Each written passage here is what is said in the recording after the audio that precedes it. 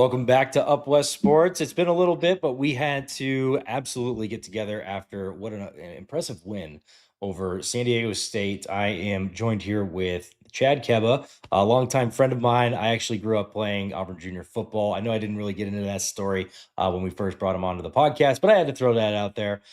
So Chad and I grew up in Auburn, Washington, and then went to high school together and also went to Washington State together. Chad, thanks for joining. And what are your thoughts?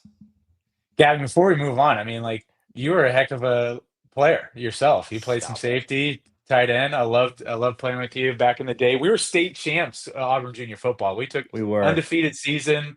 We played. I remember that Canadian team that came down and they had to call the game halfway through because we injured half their team. Yeah. Yeah. Anyways, That was rough. gotta love those. And Those were the glory days. But yeah. 2-0, baby. We said it last week. It can only get better, and that was the biggest thing is like across the board, offensive line was the one thing that we really looked at as far as needs improvement. Defensive line was something that Joel I know harped on a little bit too, just being a former college defensive lineman himself. And he was right though. And the nice thing is you looked at it across the board, team improved, offensive line. And I think the offensive line improved a ton was because of the coaching. The coaching really came and coached him up, obviously, this last week, and really I felt like they put him in position.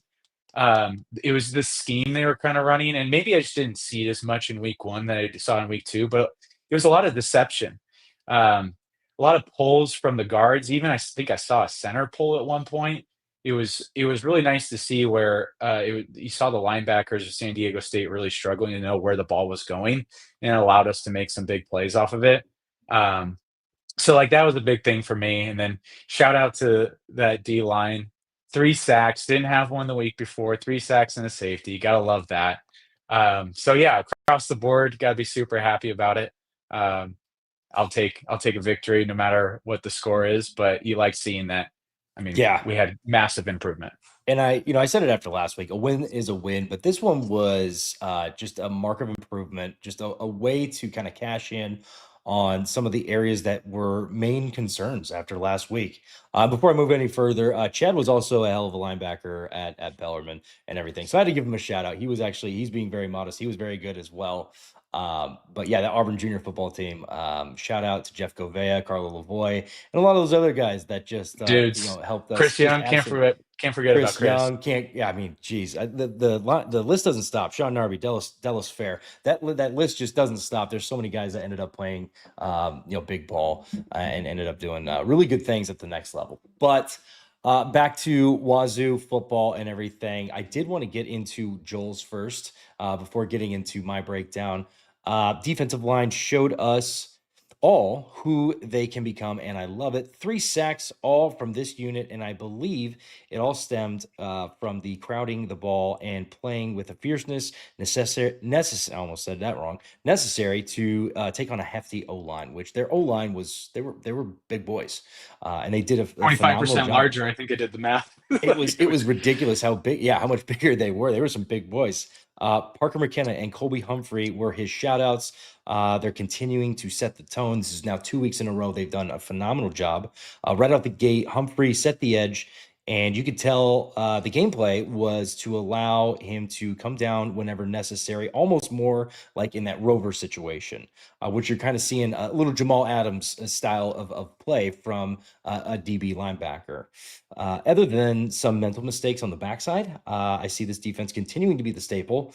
Let's get these fellows get greedy with more turnovers and sacks against North Texas. He's calling for a win for us, but it'll be close as close as a shell on a snail. Sorry, I love that analogy. I'm calling it us 24-21. Go Cougs is how he ended that one, and also a huge capitalization on the defensive line, and that's kind of where I was gonna lead to. We saw a little bit of not timidness isn't the right. We saw a little bit of non-dominance from the defensive line against a FCS team, and nothing against University of Idaho. I think now that we have two games, I can really give University of Idaho a lot of credit. I think they're going to be very good this year. They are very well coached by Coach Ford, and they I think they're going to do very well at that level, and they're going to continue to win. If we're taking the last two games, I think Idaho gives San Diego State a run for their money. If not, they give them a better game. Uh, so from that, I wanted to give a couple shout outs and just kind of see, hey, where was that mark of improvement? First of all, Jackson Potter. I think he made a huge improvement in his game, and maybe a little bit more towards the coaching as well. I think Chad kind of hit the nail on the head. I think the coaching went back to the drawing board, learned how to kind of mix in air raid and also a little bit of that South Dakota State football out because we just played an SDSU. I always kind of get those two confused, but they took a little bit of SDSU offense scheme and mixed it with the air raid, and you saw it kind of running on four cylinders. However, there's still a lot of improvement. There's a lot of overthrown balls from Jackson Potter, and that just comes with time. I think he's going to be able to figure that one out. I think he's going to make great strides in his career. And I did want to give a little bit of shout out. This is week 2 of talking about it, but not seeing Zeviak House was a little bit disappointing. In the year of eligibility, where it's at with everything, if this is his last year of eligibility and he's sitting on the bench because of it, even though he stuck through a lot of turmoil with Dickert, and I don't know how many guys ended up leaving the portal, not giving him his due, it's a little frustrating, but also we're seeing a new era of Jackson Potter. You'd like to see Zeviak House kind of be that guy that kind of boosts him into that next level. But with all that being said, I did want to wrap it up with saying Jackson Potter had a heck of a game, did a great job. His full stats for the day were he had 28 of 42 for 257 yards, sorry, with 3 touchdowns, no interceptions. And yeah, you saw some overthrown balls. There's just a little tightening of the screws that you'll see. I think that will age. And he's a redshirt sophomore. So you'll see that age finally. And I think by the end of this year or by next year, you're going to be looking at a very good quarterback. And the quarterback crew with Julian Duggar and his feet, I think you have a really good core of quarterbacks to kind of choose from. Understanding not all of them are going to stay. That's just not the year of the transfer portal, how that works. But my defensive player that I wanted to, my offensive player, game ball was going to be Jackson Potter. I did want to give him a shout out for making a huge jump from last week No, to yeah. this week. Before we go on to that, Yes, go ahead. like I want to talk about Potter a little bit more. Yeah, I yeah, mean, stay on him. I think you're right. Like any sport you're playing, especially football, like there's only so many games in a season, but you want to see that natural progression of improvement. And you got to like what you saw. I mean, it was from the start, he was comfortable, which was nice because I really felt like it wasn't until like that second half where he got put back in the game where he started like tighten things up a little bit, putting more zip on the ball. I thought he was pretty clean overall. I mean, there's definitely some times, and I know this is something Nosey would probably harp on right away if he was on tonight, if he could make it, but there was 2 or 3 plays where I saw where he just handed it off. There was an opportunity for him to keep the ball and run the other way, and he would have had 10, 15 yards for a first down. Granted, it wasn't as bad as San Diego State at the end of the game yesterday, having an opportunity for a first down and decided to throw it deep. That was a nice gift, but so we didn't have anything like where you're seeing a mental error, I guess you can call it. There was no mental errors, but there was opportunities for improvement. We have really yet to see him run too much. I think he maybe ran the ball twice. It was forced runs in a way because he was going to take a sack, and I saw some speed. I saw some the ability to get away from the defenders. So I'd like to see a little bit more of that instead of just handing it off to your running backs. Let's see what you can do. If there's an opportunity for it, take it, man. And I think that'll come over time, and it'll come with him understanding the offense because you look at I see, and we talked about it. I talked about it last week. You even heard about, you know, Rogers talking about it at the end of last game, or I believe it was CW mentioning in their interview with him. It's just like identifying that identity.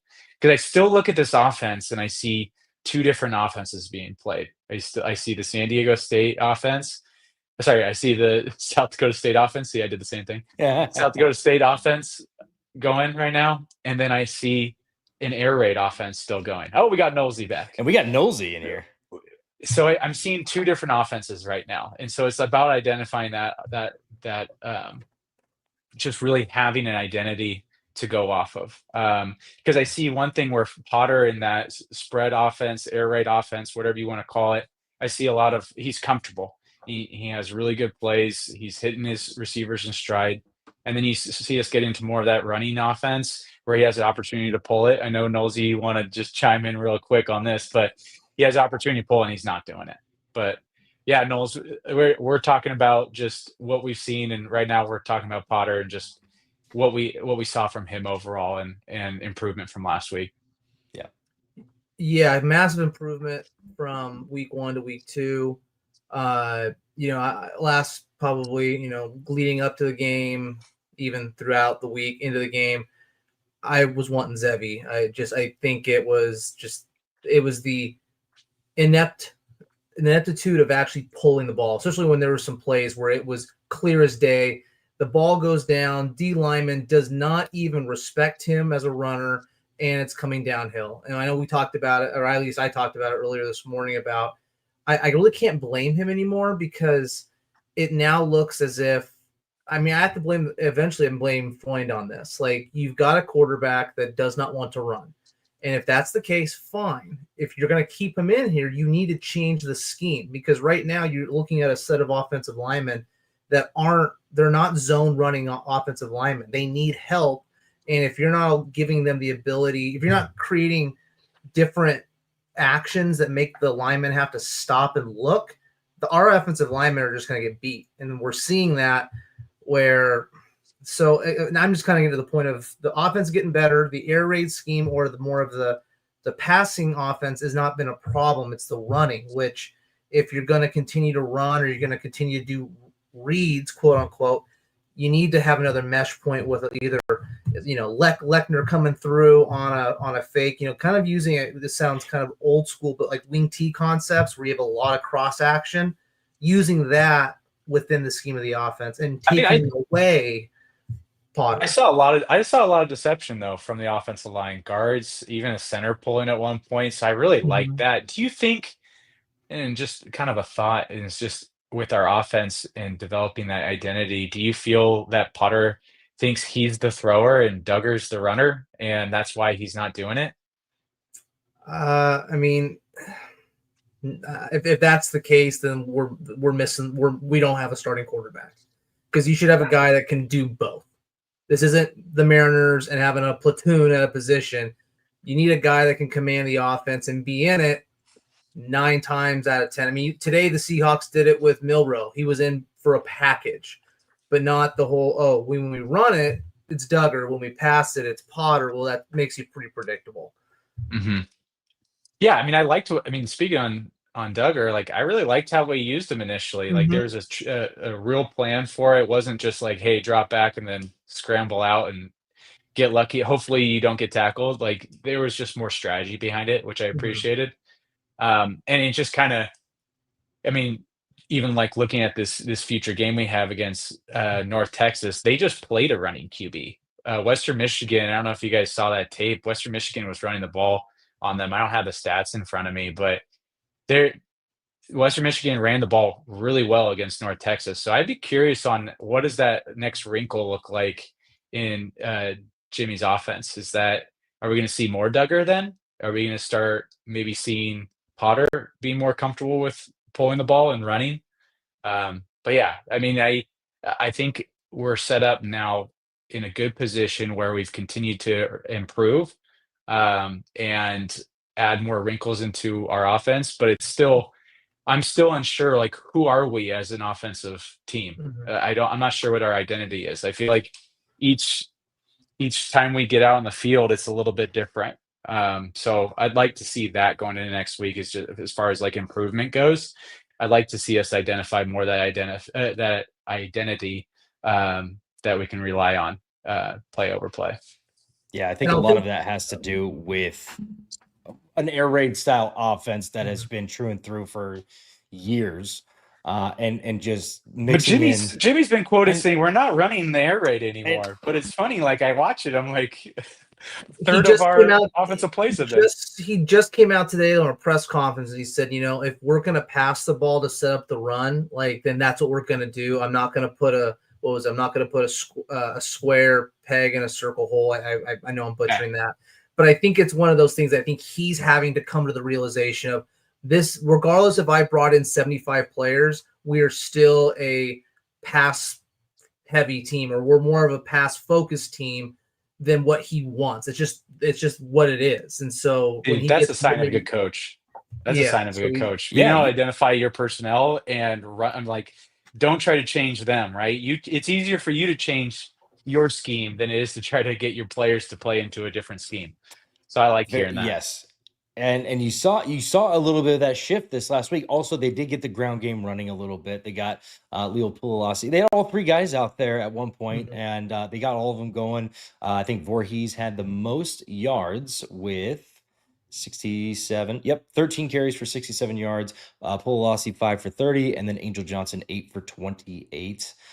So you got to see the ground game running, which that's their style of offense. That's what he's used to. And then he said, "Hey, let's see if we can run, spread offense and just see what we got." And you saw Josh Meredith really open up. You saw guys like Leon Neal Jr. Get in the end zone. And as soon as we get Devin Ellison back, you're going to see. You're going to see if they stay dynamic with this and just continue to have a good balance of run game, pass game. It's okay if we're not full air raid, but if they have a good balance, I think you're going to see a lot of cool things down the road. I mean, that gets me thinking too, Gav, is just, okay, well, like last year, we relied so much on Mateer. And once he got contained or he wasn't able to run our offense, then who do we go to? I feel like that's the nice thing about this offense this year is that there's not just one guy we're relying on. There's also, I mean, you look at like just the talent across the board too. Everybody's pretty much the same as far as the receiving cores and our running backs. We have a nice little three-headed, four-headed monster kind of going with the running game that's really productive. They're not sexy stats they're putting up individually, but as a whole, very productive. So I like the thought of us continue to improve and see where it can go. And you brought up the name Meredith. Like there's one guy that shows up on tape on offense, and it's Josh Meredith.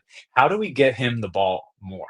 Like that's if I'm the offense coordinator, that's really what I'm thinking of right now is how do I get Meredith the ball more often? That and Devin Ellison. I don't know when he's coming back. There hasn't been a whole lot of reports on exactly how healthy he is or how far away he is, or at least not to my knowledge. I haven't seen anything on ETA for him, but you get him back, who was one of the top wide receivers in all of JUCO last year.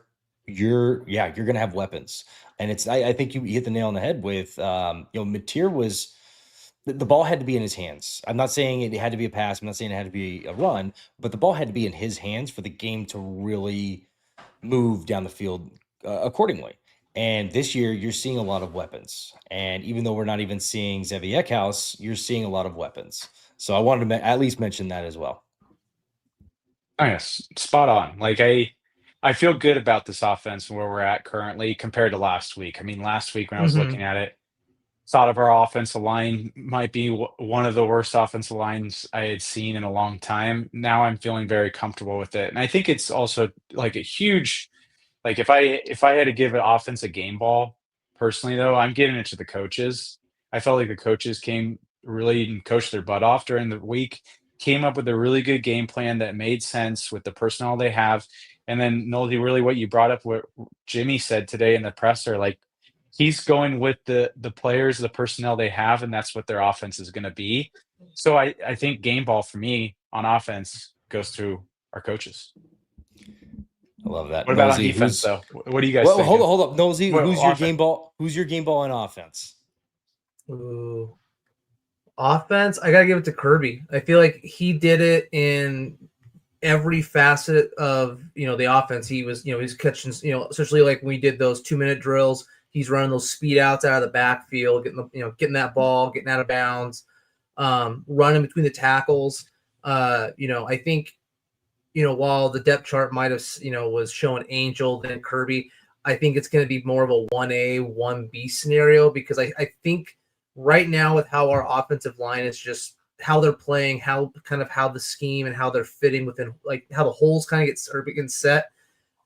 Angel, I think more is kind of a scat back, and he's going to break him. He's been very close.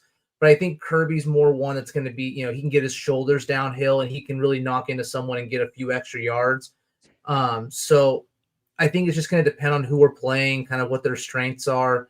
But I think they're going to interchange. And then Palouse was great. I think he's a really good kind of. I think He's a him and tough runner. Kirby. He runs hard. Yeah, he runs really hard, and so you might just start seeing him more. I think it's just going to be depending on maybe just the package, what they're thinking of down in distance. Palouse, I think when you get him on the other team's 40 and in, he's lights out. I mean, I think about just last year when we put some of the teams, he'd get the ball on a draw and he'd go 32 yards, and it was just you couldn't beat him. Kirby, I think on that one run he had, he kind of showed he doesn't have the breakaway speed, and that's fine.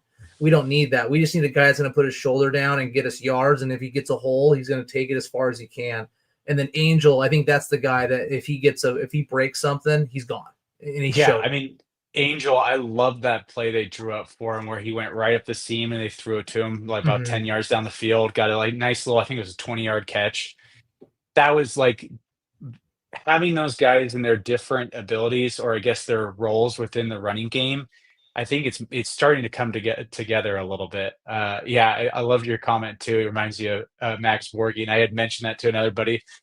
And when on the broadcast, actually sounds like they're saying Borghi. The last name sounds pretty similar too. So I was like, at first, I was like, no, it's just a little bit slower. But yeah, I agree with you. I also wanted to mention with the running back core, we have three really good guys that all kind of do three things as far as running the ball. But also between Angel Johnson and Leo Palouse, who I believe went out for a couple passes, both of them hit seams well and can be used multifaceted. And if did Voorhees go out? I don't think he ended up going out for a pass. I know, Palouse. Voorhees has quite a few catches. He catches a lot of the speed outs. Yeah, he didn't get any receiving touches this past game, but you're not wrong. He has gone out for passes. Palouse had the 1 for 5 yards, and then Angel Johnson had the 2 for 35 yards. But they give you a lot of different options, and I think Chad, you might have hit the nail on the head with just how this offense is multifaceted and the amount of directions it can potentially go. We still haven't seen it maxed out, but we saw a very, very, very good glimpse of that offense and what that offense can do. And what I loved about it the most is that it happened in the second quarter.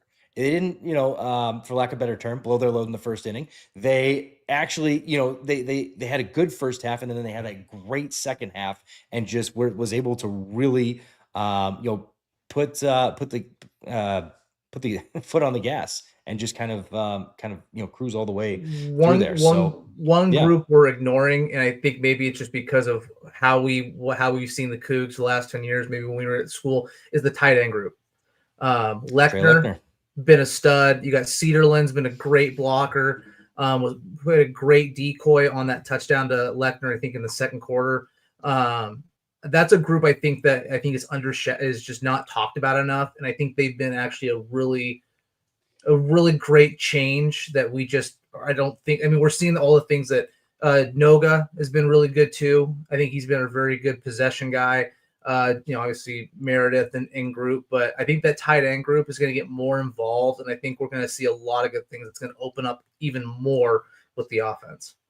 Yeah, Lechner, I mean, he had 6 catches, which is awesome, for 17 yards. Not sexy, but 2 touchdowns. So it's nice having that nice little wrinkle of like another example of like, we don't have a dude that just takes over, but we have a lot of guys that play roles, and they do it very well. And so it makes it for a very efficient offense where one guy goes down, it's not gonna kill us. I did want to close in on the offense before we shift over to defense here. I did want to close it off with one final thought of we got to see a true freshman who has been very big on special teams thus far, or at least I've seen him all over on special teams. He was very underrated out of small school in Nebraska. Carter Pabst. He's a He's a true freshman, and he had one catch for 34 yards, was it? Yeah, 34 yards. Can we nickname Got him Pabst Blue Ribbon? it's you know Like give what him something good. it's no longer a Bush town. We are now a PBR town. Just We're in because of this trouble. young man. NIL money should be coming after him with PBR. But no, I wanted to give him a shout out because you don't see too many true freshmen at this level turning the corner, especially with him just being he was underrated in my opinion. Guys had him on 247 Sports. I don't think they even had a ranking for him. Not a whole lot of write up, and I get it. He went to a small school, but Jimmy was very big on him, and there was a couple other incoming freshmen that he's big on, but he was very big on him. And to see him go on that or depth chart was awesome as well. And now we're in week 2 now, and he's actually been implemented on the special teams and also getting himself into games. So I wanted to close out the offensive side of just talking about Carter Pabst and true freshman football, and shift over to defense because we got a lot to talk about, or at least a lot of good stuff to talk about. Chad, if you want to take it away on what your keynotes were on the defensive side. Yeah, I mean, our our secondary, our linebacker crew continued to play very well balanced. You don't really there's no holes out there. So I like seeing that. And then the nice thing too was just the improvement that we wanted. Joel last week had touched on it. Defense was playing a little too far off the ball. They weren't engaging the offensive linemen or pushing them back like you wanted to see. But in no sacks last week. To this week, I mean, 3 sacks, safety. We had a full motor, and I think it was also seeing a little bit more of a rotation and keeping guys fresh. And I think that's going to be a key going forward, just with us being a little bit more undersized than your typical Pac-12 defensive line. And that's been historically a thing for us I don't remember the last time we had a 345-pound D tackle. We just haven't had that. So it's just nice seeing that well balanced. Our defense, Jimmy, what he has South Dakota State, he's brought it to WSU, and it's nice seeing that old school style football. What about you, Nosy? I think I just look at Idaho stats: 33 yards passing, 188 on the ground. So 213 when it's all said and done. This week you had 133 in the air, 82 on the ground, 215. So you've played 2 games where you have held your opponent to under 250 yards of total offense. And they had both games, 1 touchdown, a couple field goals here and there. Like, I mean, I get that one was a very good FCS school, and San Diego State, I think, is a good team. That's impressive. I mean, I think that's impressive across the board. And I think the bend don't break mentality has been there. And so also I think you look at like penalties might be something that's a little bit scary, but I think a lot of our penalties are happening on the offensive side. Our defense is really stout. Our defense has played really well. I think they're playing within themselves. They're not trying to be, we're not a big team up front that we're just going to try to bull rush you over. That's just not who we are. I think we're going to have to be a little more crafty, and I think we've shown that in the improvement of going, no sacks to 3 sacks, a safety. I'm super excited about the defense. I think there was one of our safeties is hopefully coming back here soon. I know he was hurt for the Idaho game, but I can't say enough about the way this team swarms. It is a thing of beauty. We've not seen it in a decade. I don't even think our speed D with Grinch had this amount of swarming, and it's beautiful. It's how football should look from the defensive side. Yeah, that's one thing that Jimmy has just taken the bull by the horns. And I think we all kind of had that inkling, like he does have a defensive minded background. And I think all of us are Seahawks fans here, and we got Mike McDonald. I'm seeing a lot of similarities from a head coaching perspective, coming from a D coordinator or from a defensive minded background, where you see the defense can be very stout, has a lot of potential. You're seeing guys that maybe a lot of people don't have higher on their board that are coming in and playing very good defense, very cohesive. It seems like they've gelled very, very quickly. And obviously that comes from them all coming from pretty much the same place. But Colby Humphrey and Parker McKenna have really been standouts over these last 2 weeks. And also just this past week, I wanted to give a shout out to Parker McKenna, leading the team in sacks, 4 tackles, 3 assists on top of that, and then kind of bleed that one in because everything else that I was going to say, you guys have already touched on. Joel touched a little bit on what he liked with Colby Humphrey and what he liked from the defensive line. Humphrey's a And dude. and yeah, Humphrey is a Mhm. dude. I would be very shocked if he doesn't get a chance at the next level in some capacity. At this point, it's like, okay, is he a UDFA or is he a late round draft pick? At this point, it could be better or it could be worse as the season goes. But I think right now, to not project that guy to get an opportunity at the next level is asinine. That guy has just shown up and can play a very vital role on defense. But had to give it to defensive side of the ball. Had to give it to Isaac Terrell. Had 1.5 sacks and a very big one. A very big sack in the end zone that ended for one of these guys. Bang. 2 for And the he, good boys and give us the ball back. and he has to have one of the better nicknames on the team. It's Bobby, after Bobby Boucher. I heard that on the broadcast, so you gotta love that. Undersized defensive end, huge motor, and you just really like seeing a team that's just really. I mean, we'll see as we go along and we play better opponents, but it seems to be a pretty well-rounded team. Offensive line, obviously, we've talked about it, but everything else looks really darn good, and I'm excited to see us kind of play that next team, North Texas, Mean Green. How are we feeling about that game next week, boys?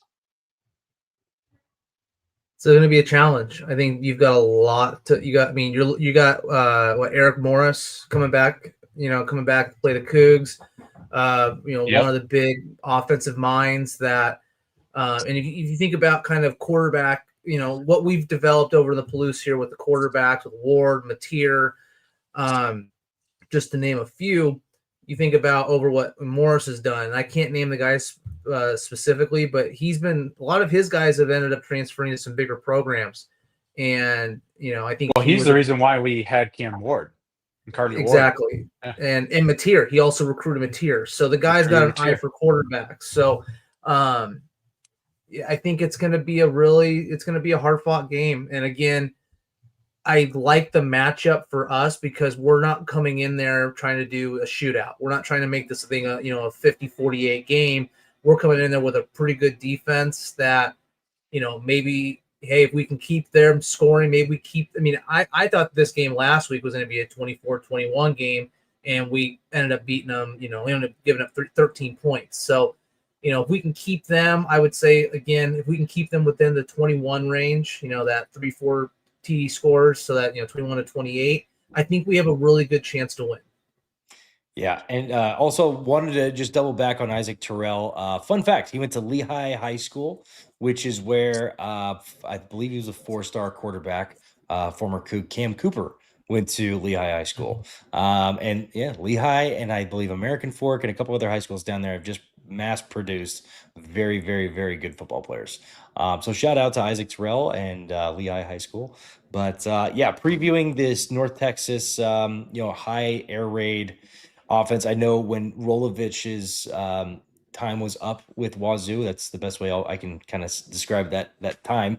When his time was up, they were looking at other coaches that could take over, and I know the head coach at North Texas at the time was in consideration because of the style of offense that they run, and it'd be a good translation for everything coming in. But North Texas, flip of a coin whether they show up and just dominate on offense. But Chad, I think you took the words right out of my mouth. I want to see this style offense be tested on our very good defensive backs, and maybe some of that backfires. Maybe they end up torching our guys and just have some good double routes or something like that ends up torching our guys.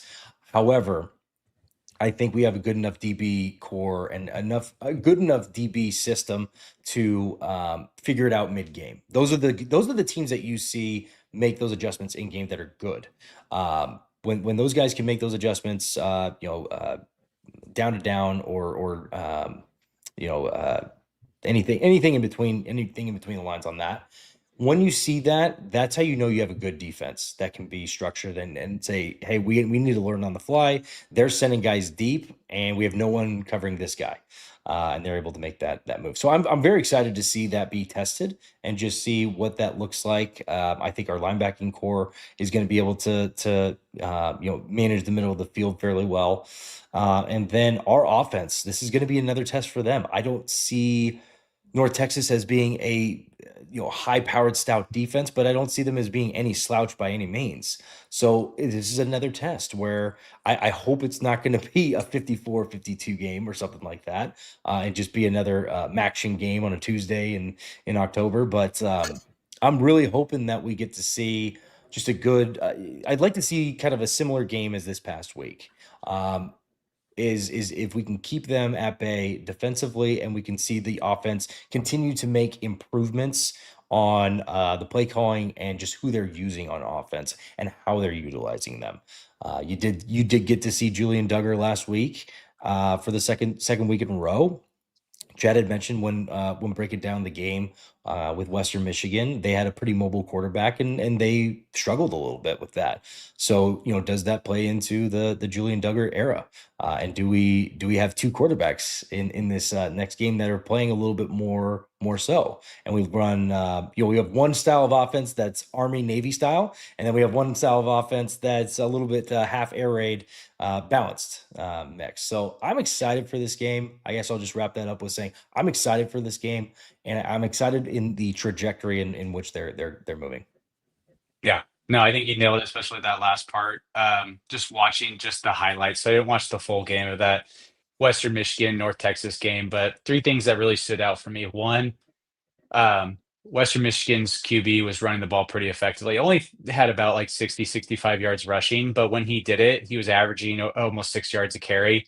So I look at that. Where does Duggar fit in there? How are we going to add that wrinkle into our office? Maybe, like you mentioned, just a little bit more. So that's one, too, to keep an eye out for. Um, with North Texas air raid offense, they throw the ball quite frequently. They seem to be a little bit more balanced though than your typical air raid overall. But yeah, one thing that stood out for me though is I say bring it because our best part of our team is our secondary.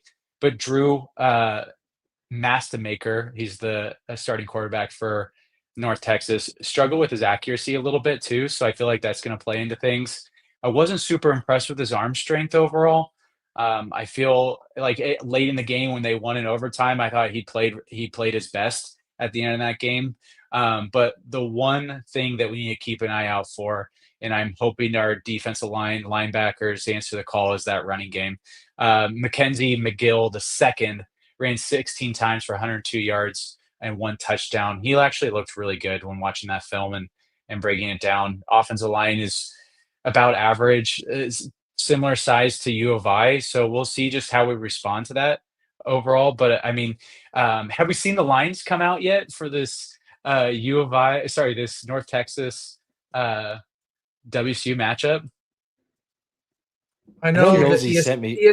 ESPN had a 59% chance of North Texas winning, which was a jump up from prior to the game where it was I think it was 33%, 67%. So it jumped up 10% after that game and after their overtime game against Western Michigan. So if I'm I just giving checked any it. input, if the over under is going to be anywhere in the 50s, I'd probably hit the over if I were you. That's just my guess. Just because you got two offenses that are, one's an air raid and one is coming off of a very big week. I think the ball is going to be put in the end zone a lot this weekend. Yeah. Got the line. I know after the game, probably had one too many margaritas, and I was thinking this Cougs minus 14.5, no doubt. Line came out, it's minus 5.5. So I feel really strong. I'm hammering the Cougs in this one. I feel like we can win by a touchdown, no doubt. Might have to go to the Settle down casino. the margs there, buddy. Yeah. But no, I thought it was I'm thinking really strong about this matchup, just where their best players are and our best players. I think it's a really and I was actually on the flip side. I'd actually probably take the under if it's anywhere near 50 50 points. I feel like it's one where our offense is going to continue to add those additional wrinkles. And how do we do that? What does that look like? Are we going to do that still this, are we going to offer that wrinkle of deception and pulling guards and centers again? And how does North Texas respond to that? So I actually think it might be a lower scoring game overall. But I'm going to put final score being, let's go 27-14 Cougs. I like it. Nosey, what do you got for final score? Final thoughts and final score. Sorry. If it's 50 points, I honestly might take the over, and I think that's just because I think the Cougs. I think you're going to see the Cougs score. I think similarly to what they did last week. Just I think 36 is a solid number for us. I mean, and just because I think our kicking game's so good, so we're not in a position of crap. We're deep in the territory. Do we need to go for it? Again, having a defensive-minded coach, it bit the Seahawks today, but where we probably should have went for it on that 4th and 1 instead of kicking that field goal at the end of the game. But as a defensive-minded coach, you're a little more conservative on the offensive side. But when you have a weapon in the kicking game, you're going to utilize it. So I could see us again scoring 36 points. So I'm going to go with a 36-29. I think we win by a touchdown, but I would say so. It's going to be slightly over the 50, but I think it's really what it's going to come down to is our defense being able to kind of minimize the deep plays. We were amazing. I mean, we shut them down on 3rd down. They could not do anything, which was phenomenal. And then offensively, just continue to progress and do what we've done really well in the last 2 weeks and take care of the football. We have 1 turnover in 2 weeks. Continue that trend. Well, I love that your mind's been changed. I know after week 1, you're thinking, I don't think this team can score over 30 points, and we went out and did it. So it's nice. Hey, we can change things. We can change your mind. So that's good. I mean, hey, we're improving. It's gotten better. As much as I'd like to be optimistic, I'm also a realist as well. And they made great adjustments. I really didn't see that style of adjustment. Nosey, I'm with you on that one, because that style of adjustment from University of Idaho to a team that shut out, I don't care what team they played, they shut them out 42-0. There was not a whole lot of high hopes in there. And they came out and really they hit the drawing board very well. A lot of credit to this coaching staff. Chad, you hit the nail on the head with that. This coaching staff really hit and does that continue?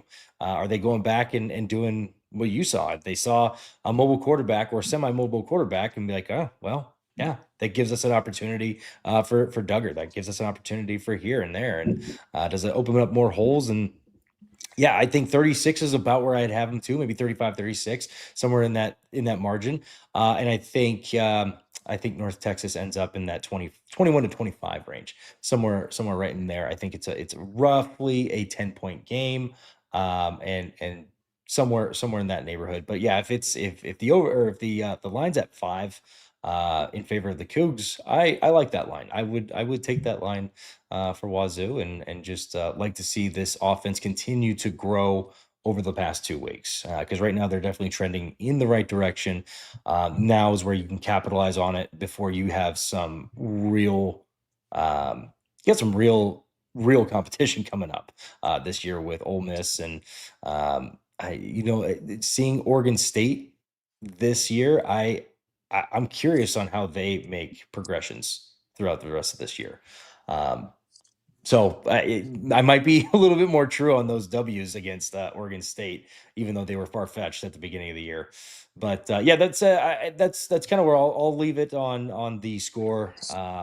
Probably a +10 or a -10 in favor of the Cougs, and that's kind of where I think they have a really good chance to kind of come do some damage on that end. But did want to kick it over to you guys. Any final thoughts that we missed before we get kicked off for next week?